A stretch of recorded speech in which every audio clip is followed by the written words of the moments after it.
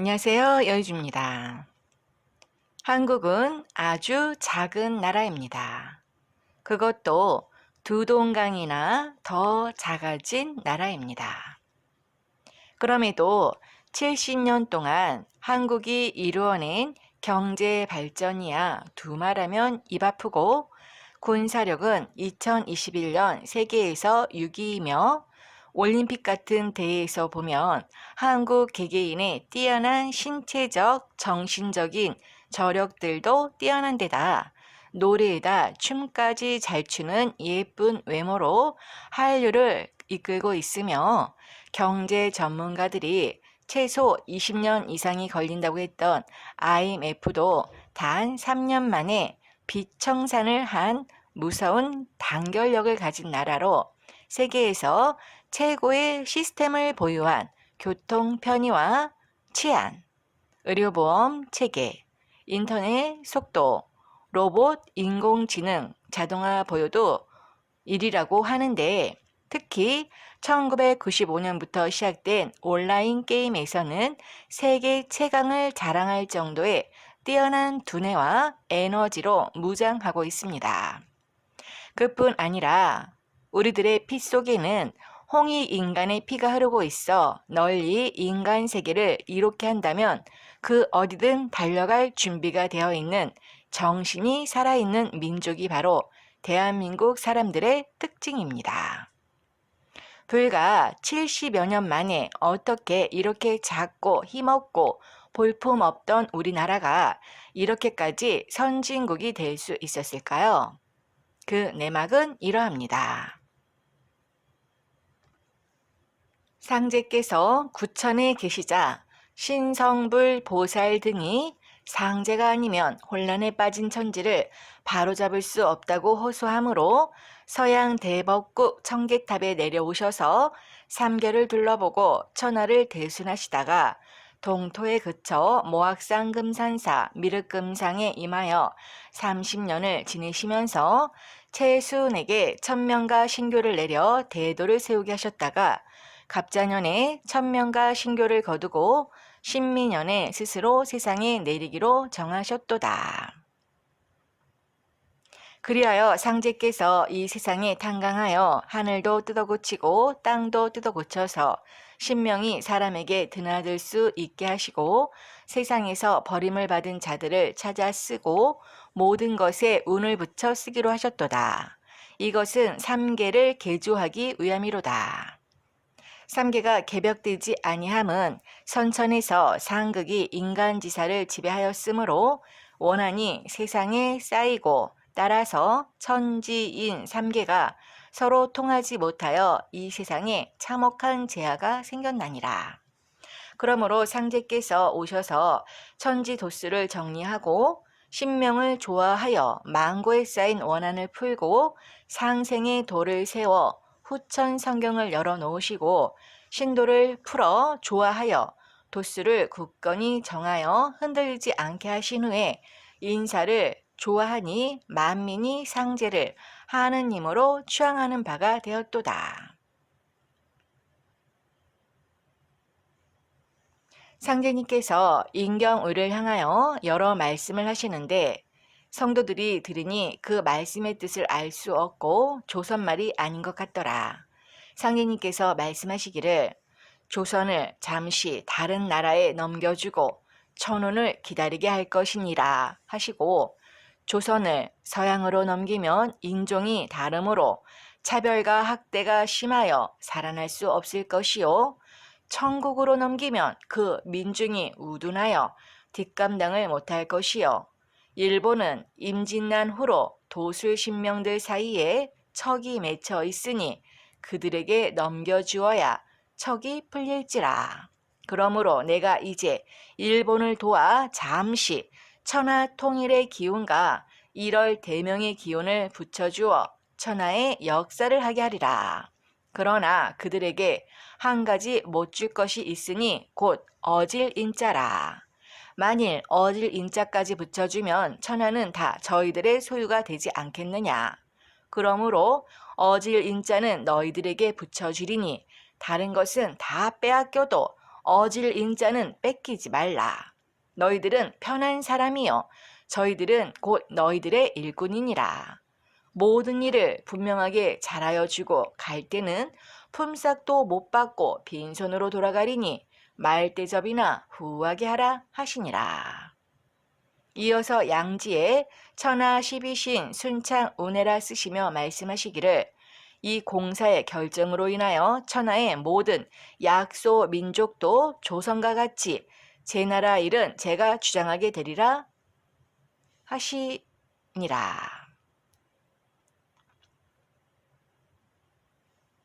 이때 경석에게 말씀하시기를 전날에는 네가 나의 말을 쫓았거니와 이 공사에는 내가 네 말을 쫓으리니 모든 일을 묻는 대로 잘 생각하여 대답하라 하시고 서양 사람이 발명한 모든 문명이기를 그대로 두어야 옳겠느냐 거두어 버려야 옳겠느냐 하시니 경석이 대답하기를 그대로 두는 것이 인간 생활에 이로울 듯합니다 하니라. 이에 상제님께서 말씀하시기를 네 말이 옳으니 그들의 문명이기는 하늘로부터 내려온 것이니라 하시고 옛것을 그대로 지키고 있으면 몸을 망치고 새 기운을 취하면 몸도 영화롭게 되나니 나의 운은 새롭게 바꾸는 데 있느니라 하시니라. 이어 경석에게 여러 가지를 물으신 뒤에 공사로서 결정하시니라. 상제님께서 매양 뱃소리를 내시기에 종도들이 그 연유를 여쭈니 대답하여 말씀하시기를 우리나라를 상등국으로 만들기 위해 서양 신명을 불러와야 할지니 이제 배에 실어오는 화물표에 따라 넘어오게 되므로 그러하노라고 하셨도다. 상제께서 함열의 종도 김보경으로 하여금 큰 북을 대들보에 달아매게 하시고 병자정축을 밤이 새도록 내리 외우시면서 북을 치며 이 소리가 서양에까지 올리리라고 하셨도다. 이제 너희들이 지금은 고생이 있을지라도 내가 단식하여 식록을 붙여주고 여름에는 겹옷을 겨울에는 홑옷을 입어 뒷날 빈궁에 빠진 중생으로 하여금 옷을 얻게 함이니 고생을 참을지어다. 장차 천하 만국을 주유하며 중생을 가르칠 때 그 영화는 비길 데가 없으리라 하셨습니다. 네, 상제님께서 이 세상에 오시어 도수로서 하늘도 뜯어고치고 땅도 뜯어고치어 물샐 틈 없이 도수를 짜 놓으셨으니 제한도에 돌아닿는 대로 새 기틀이 열리게 되니라 하신 말씀 그대로 공사를 보시었기 때문입니다.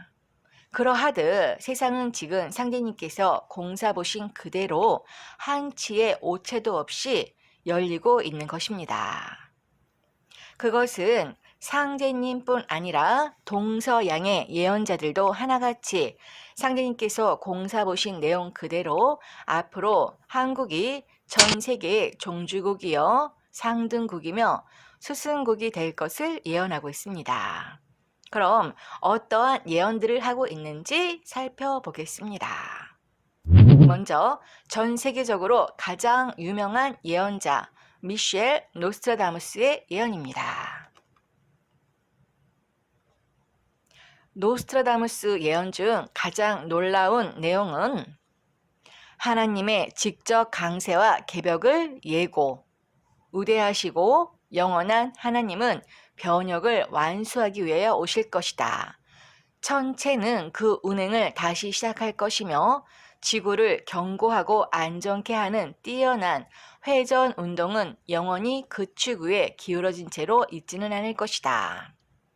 첫째, 하나님이 때가 되면 지상에 직접 강세하신다. 둘째, 천체의 축, 지구의 축이 정립된다. 즉 개벽된다. 인류의 최종 심판은 대전쟁 후에 터지는 병겁이다. 무서운 전쟁이 서쪽에서 준비되면 다음에 질병이 퍼지고 너무도 무서워 젊은이도 늙은이도 동물도 달아날 수 없게 된다. 종말이 올 때 갖가지 이변이 덮쳐온다. 유례없는 질병, 전쟁, 기아, 대지진 등. 아들아, 그리하여 세상의 변혁과 별들은 합치하는 것이다 라고 아들 세자리에게 보내는 편지 중에서 이런 내용이 있습니다. 인류 구원의 사자들은 동양에서 찾아온다. 동양인이 자기 고향을 떠나 찾아들리라. 아페닌 산맥을 넘어 골에 이르리라. 하늘과 물과 눈을 넘어오리라. 누구나 그의 장대로 맞으리라. 노스트라다무스 예언의 핵심은 구원의 무리입니다. 구원의 무리란 누구를 지칭하는 것일까요? 노스트라다무스는 자신의 조국 프랑스를 비롯한 유럽인들을 구하러 오는 그들의 모습을 마치 영화를 보듯 생생하게 묘사하고 있습니다. 원인을 알 수 없는 괴 질병이 전 지구촌을 단 한 명도 예외 없이 휩쓸어 버리는 인류 절멸의 3년 대병겁의 절박한 상황에서 인류를 구원하기 위해 해가 돋는 동방으로부터 구원의 무리, 즉 동양인이 찾아온다는 것입니다. 놀라운 사실은 노스트라다무스의 예언과 같은 상황을 성경의 요한계시록에서도 똑같이 생생하게 전해주고 있다는 것입니다. 그럼 동양의 노스트라다무스라고 불리웠던 격암 남사고 선생의 예언도 살펴보겠습니다.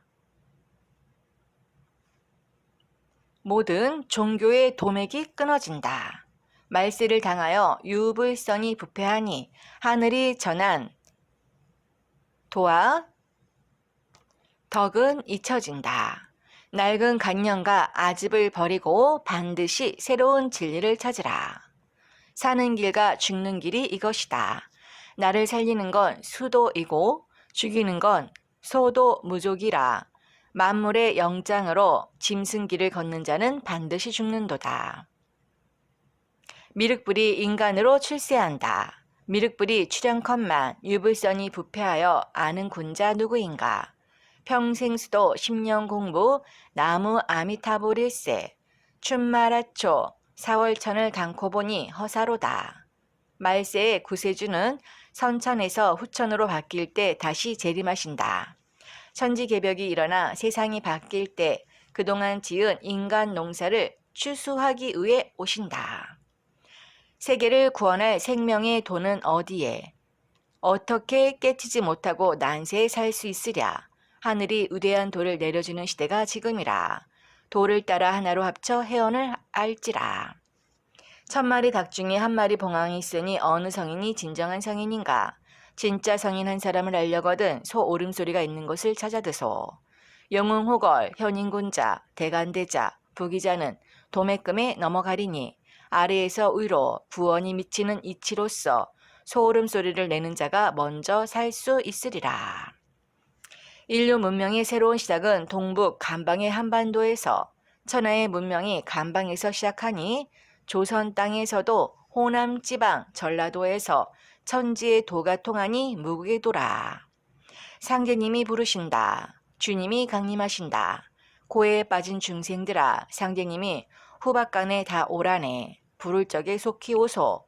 때늦으면 후회하고 통탄하리니 우리 주님 강림할제 영접해야 아니되냐. 사람 살리는 인류 구원의 극비는 해인이다. 십리를 지나가도 한 사람 보기가 힘들구나. 조상이 천이 있어도 자손은 겨우 하나 사는 비참한 운수로다.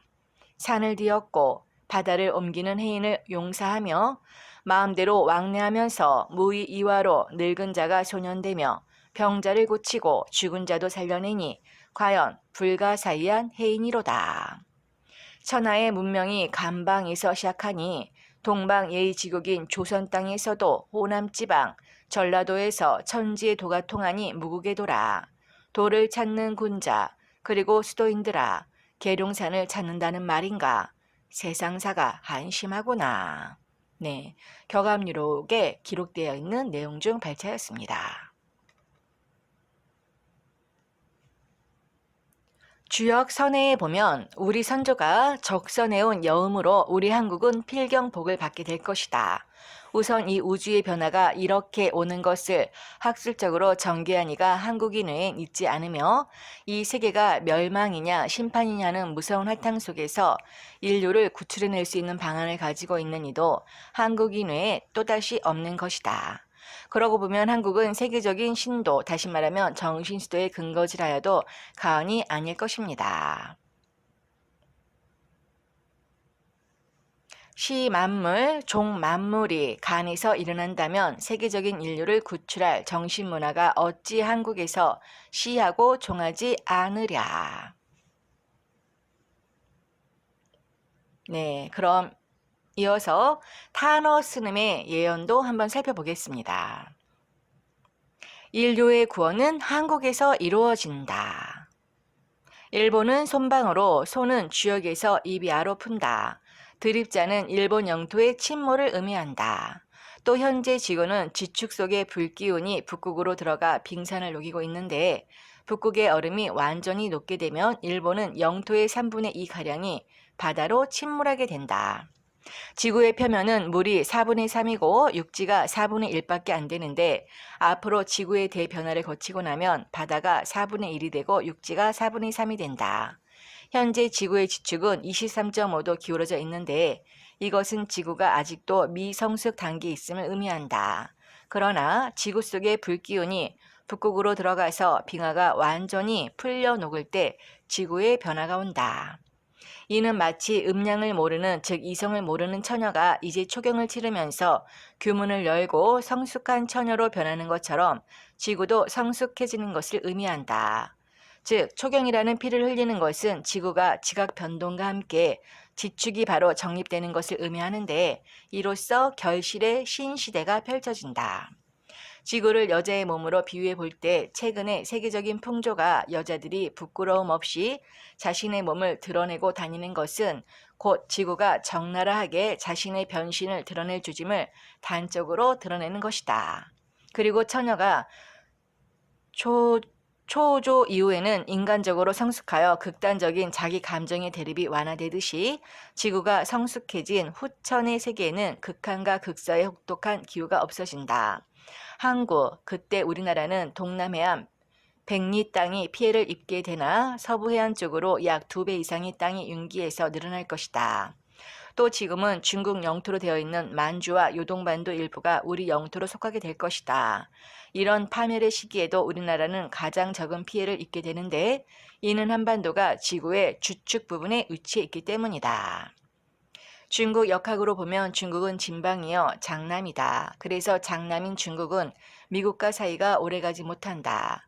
이것은 미국이 태방으로 소녀에 해당하는데 노총각인 중국과 남녀관계로 얼마간은 관계가 지속될지 모르나 곧 틀어지기 쉬운 이치이다.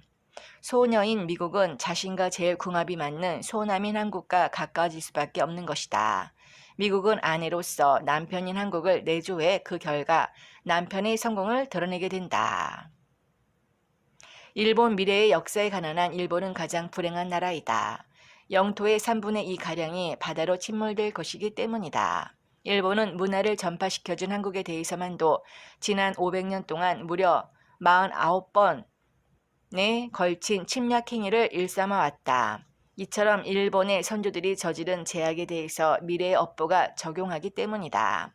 이것이 바로 동양 사상의 근본 원리인 인가의 법칙이요 우주의 법칙인 것이다. 또 일본은 독립을 유지하기에는 너무 작은 영토밖에 남지 않기 때문에 한국의 영향권 내로 들어오게 된다. 강대국의 지하 핵폭발 소규모의 전쟁들이 계속 일어날 것이다. 그러나 인류를 파멸시킬 세계전쟁은 일어나지 않고 지진에 의한 자동적인 핵폭발이 있게 되는데 이때 핵 보유국들이 말할 수 없는 피해를 받을 것이다. 남을 죽이려고 하는 자는 먼저 죽고 남을 살리려고 하면 자기도 살고 남도 사는 법이다.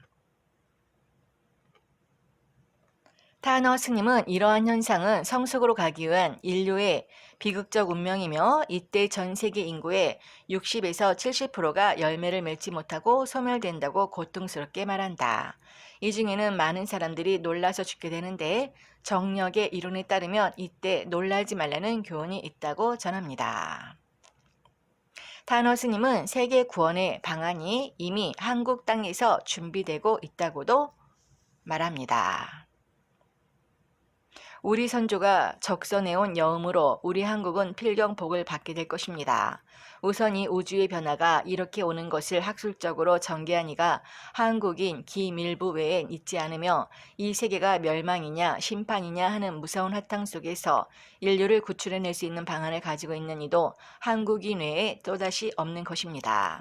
오래지 않아 우리나라에는 위대한 인물들이 나와서 조국을 통일하고 평화적인 국가를 건설할 것이며 모든 국내의 문제를 해결하고 우리의 국위를 선양할 것입니다.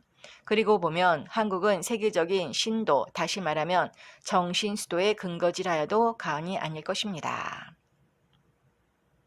네, 그럼 이어서 설총이 전한 미륵불 강세대 예언도 살펴보겠습니다. 설총은 신라 경덕왕 때의 대학자로 원효대사의 아들입니다.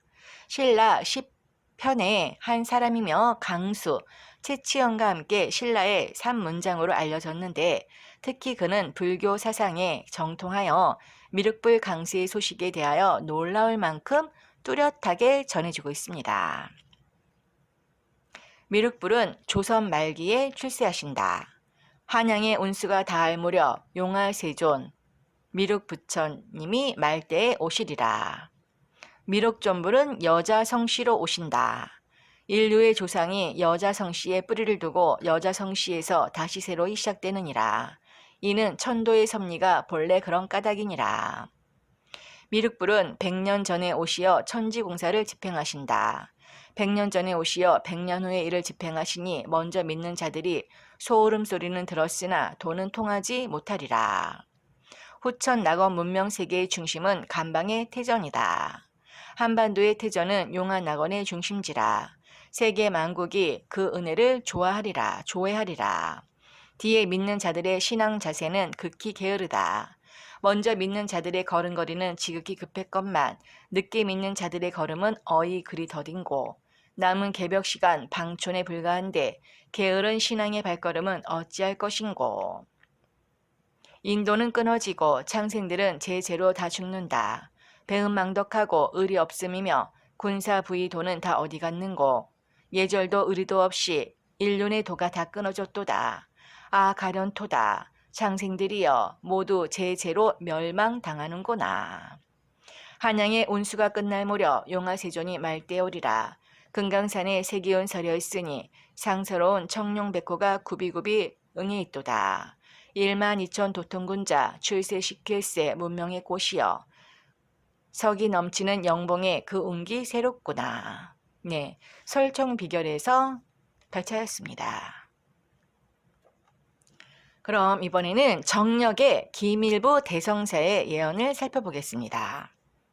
일부 기임항 선생은 우주 대개벽의 신비경을 파헤쳐 정력을 완성하면서 결론으로 가을 개벽을 앞두고 전 인류를 구원하시기 위해 우주의 주재자가 직접 강세하신다는 놀라운 사실과 가을 개벽이 되면 하늘과 땅, 태양과 달이 모두 똑같이 정원 궤도를 유지하면서 정도수로 운행된다는 사실을 전해주고 있습니다.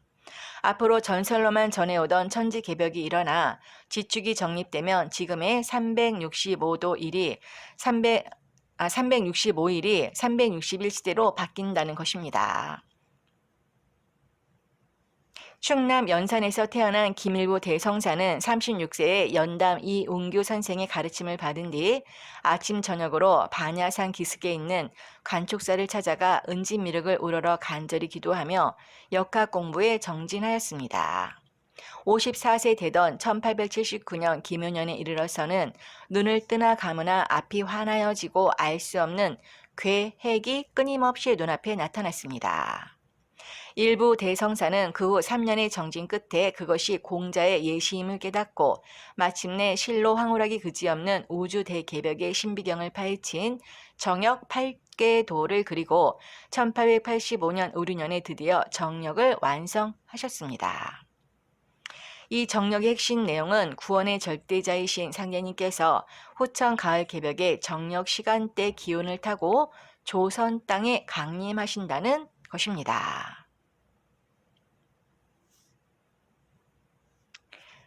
지리에 정통한 명나라 주장춘의 진인 도통 영계를 살펴보겠습니다. 진인 도통 영계는 중국 명나라 신종 때 지리에 정통한 진사벼슬을 한 절강성 출신 주장춘 선생이 지맥의 원리로 밝힌 대예언입니다.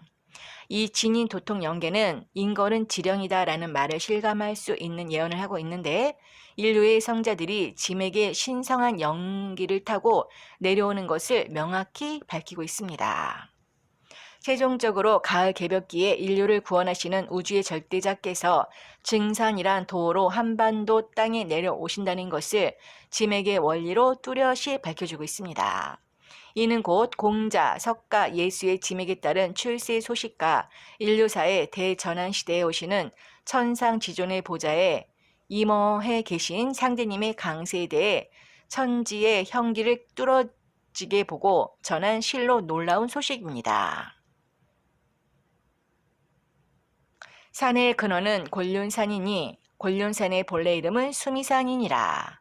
곤륜산의 제1맥이 동해 쪽으로 뻗어나가 유발산을 일으키고 유발산이 니구산을 낳아 72봉을 맺으니라. 공자가 니구산 전기를 타고 태어나 이 니구산 72봉의 기운으로 그의 제자 72현이 배출되니라. 곤륜산의 제2맥이 불수산을 낳고 불수산이 석정산을 일으켜 이곳에 499봉이 솟으니라. 석가모니가 이 석정산의 연기를 타고 왔나니 그의 도통제자 499명이 나오니라. 곤륜산의 제3맥이 서쪽으로 흘러가서 감난산, 올리브산이 일어나니라. 이 야소는 이 산에 지기를 타고 와서 12사도를 배출하니라. 이것은 공자, 석가, 예수의 3대 성자가 오게 된 지맥을 밝힌 것입니다. 그리고 이들 3교를 결실하여 인류를 구원하여 지상성경을 이루시는 천지의 하나님께서 지상에 강세하여 후천 가을 개벽에 대도를 펼치는 것에 대해 이렇게 전해주고 있습니다. 곤륜산의 제4맥이 동방으로 쭉 뻗어 백두산에 맺히고 그 맥이 다시 남으로 뻗어 금강산을 수놓아 12,000봉이 솟았느니라. 그리하여 이 기운을 타고 증상께서 오시나니 이분이 천지의 문호인 모악산 아래에서 결실의 추수 진리를 열어주시나니 그분의 도는 모든 진리를 완성시키는 열매가 되리라. 후에 그의 도문에서 금강산의 정기에 응해 12,000명의 도통군제가 출세하리라. 네, 대한민국은 장차 세계 종주국이 될 것이다라고 일본 기다노 대승정 예언에 보면은 또 그렇게도 기록되어 있습니다. 이 지구에는 큰 변동이 있을 터인데 지각이 신축됨으로 일어나는 현상으로서 해저였던 곳이 해면 위에 돌출하기도 하고 드러나 있던 섬이 물속으로 침몰되어 없어지기도 하여 지금의 세계지도는 완전히 달라집니다. 그는 또 일본의 경우는 약 20만 명 정도 살아남을 것이다 라고 했으며 우리 한국에 대해서는 특히 명심사항이라고 하면서 놀라운 예언을 해주었습니다. 일본의 우방인 한국은 가장 영광스럽게도 세계에서 가장 많은 숫자인 약 425만 명이 구원받는 나라가 됩니다. 라고 기록되어 있습니다. 또 인도의 시성 타고로 예언에 보면 일찍이 아시아의 한근기에 빛나던 등불의 하나인 코리아, 그 등불 다시 한번 켜지는 날에 너는 세계의 밝은 빛이 되리라고 기록되어 있습니다.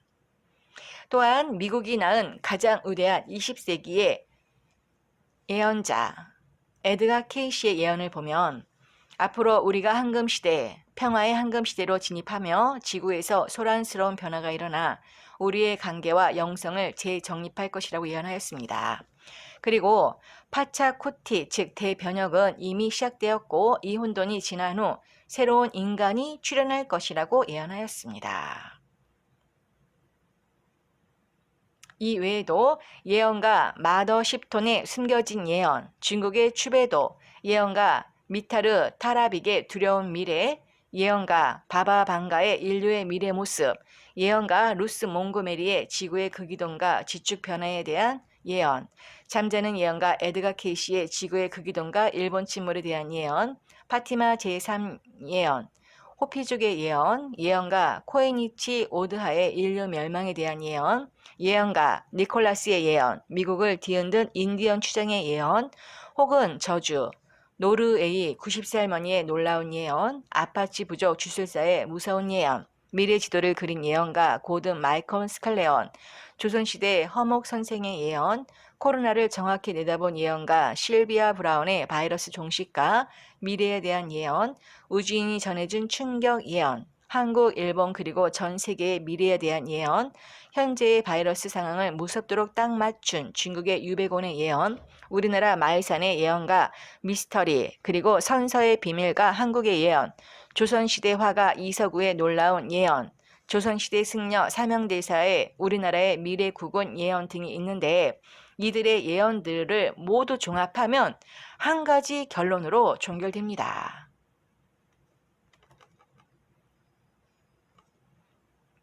네, 맞습니다. 한국은 온 인류 구원의 나라라는 것입니다. 마치 이번 아프가니스탄에서 한국 정부 조력자 390명을 구해온 공군 요원들이 고온 환경 속에서도 에어컨 없이 10시간을 버티는 등 초인적인 인내력을 보여준 것처럼 저는 또 이런 말씀도 하셨습니다. 종도들에게 말씀하시기를 시속에 병신이 육갑한다는 말은 서투른 글자나 배웠다고 손가락을 꼽작이며 아는 체 한다는 말이니 이런 자는 장차 죽음을 면치 못하리라 하시고 또 이르셨도다.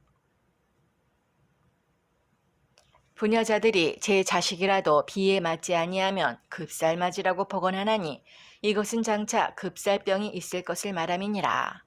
하루 집신 세 켤레를 갈키면서 죽음을 밟아 병자를 구하러 다니리니 이렇게 급박할 때 나를 믿으라고 하면 따르지 않을 사람이 어디에 있으리요. 그러므로 너희는 시장판이나 집회에 가서 내 말을 믿으면 살 길이 열릴 터인데 하고 생각만 가져도 그들은 모르나 그들의 신명은 알 것이니 덕은 너희에게 돌아가리라 하셨습니다. 그리고 48장을 내려세우고 옥추문을 열 때는 정신을 차리기 어렵다고도 하셨습니다. 상제께서 하루는 공우에게 말씀하시길 동학 신자는 최수원의 갱생을 기다리고 불교 신자는 미륵의 출세를 기다리고 예수 신자는 예수의 재림을 기다리나 누구 한 사람만 오면 다 저의 스승이라 따르리라고도 하셨습니다. 후천에는 사람마다 불로불사하여 장생을 얻으며 개합을 열면 옷과 밥이 나오며 만국이 화평하여 시기 질투와 전쟁이 끊어지리라 하셨습니다. 그리고 상제님께서 또 가을 대개벽의 총체적 상황에 대하여 이렇게 말씀하셨습니다. 장차 서양은 큰 방죽이 되리라. 일본은 불로 치고 서양은 물로 치리라. 세상을 불로 칠 때는 산도 붉어지고 들도 붉어져 자식이 지중하지만 손목 잡아 끌어낼 겨를이 없으리라. 앞으로 세계전쟁이 일어난다. 그때에는 인력으로 말리지 못하고 오직 병이라야 말리느니라. 동서양의 전쟁은 병으로 판을 고르리라. 나는 병난이 크니라. 앞으로 좋은 세상이 오려면 병으로 병을 씻어내야 한다. 병겁이라야 천하통일을 하느니라. 하루는 한 성도가 여쭈기를 세상이 땅은 좁고 사람은 많아서 살 수가 없사오니 속히 개벽을 하시어 수요를 덜게 하옵소서 하니 상제님께서 말씀하시길 예로부터 남통 말리라 하였나니 장차 우리가 살 땅이 새로 나오리니 안심하라. 부명 하나로 산을 옮길 것이니 이 뒤에는 산을 옮겨서 서해를 개척할 것이니라 하시니라. 하루는 말씀하시기를 앞으로 중국과 우리나라가 하나로 붙어버린다 하시고 장차 동양 삼국이 육지가 되리라 하셨습니다. 상제님께서 또 말씀하시기를 병겁이 닥쳐오면 달리 방도가 있나니 너희들에게 명하여 때를 기다리게 하였다가 때가 오면 천하에 쓰도록 할 것이니라. 세상 모든 나라들이 차마 눈뜨고 볼 수 없는 진멸의 지경이 되었다가 너희들로 인하여 구원을 얻을 것이니 이후에 세계의 만 백성들이 너희들을 맞아다가 진수성찬을 차려놓고 한바탕 풍류를 펼쳐 크게 환대하리라. 그때 너희들의 영락이 지금 내 눈에 선연하니라 하셨습니다. 도공부를 하면서 제가 깨달은 것이 있다면 우리 모두 개개인의 안에는 이 우주가 고스란히 담겨 있다는 것이며 우리들은 모두 태어날 때 각각 한 개의 별을 지니고 왔으며 결국 그 별로 돌아가야 한다는 것입니다. 우리 모두는 하늘을 담은 그릇으로 하느님의 빛의 조각들입니다. 우리는 모두 다 귀한 존재들입니다. 존귀한 생명입니다. 사랑 그 자체입니다. 여러분의 권투를 빕니다. 감사합니다.